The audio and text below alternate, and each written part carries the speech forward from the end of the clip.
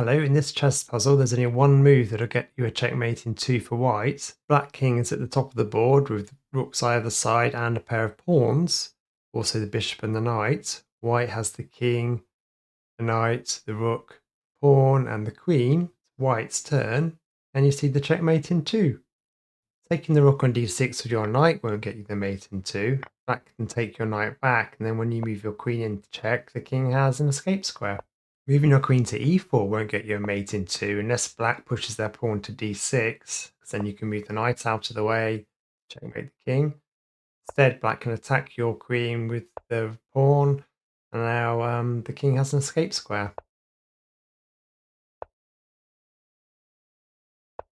Taking the rook on f8 with your knight won't get you a mate in 2 unless the black king takes your knight, because then you can checkmate with the rook.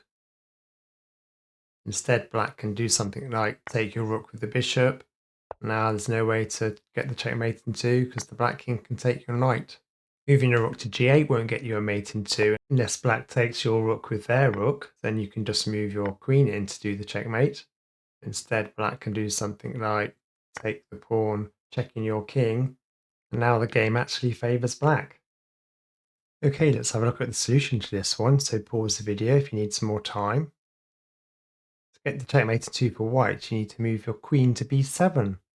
If black moves their knight to d6, you can then move your knight to c7 to checkmate in 2. If black decides to take the knight with their d-pawn, you can then move your queen to e7 to checkmate in 2. If black takes your knight with the f-pawn, you can then move your rook to e7 to checkmate in 2. And if black moves their rook, you can just take it with your rook to do the checkmate in 2.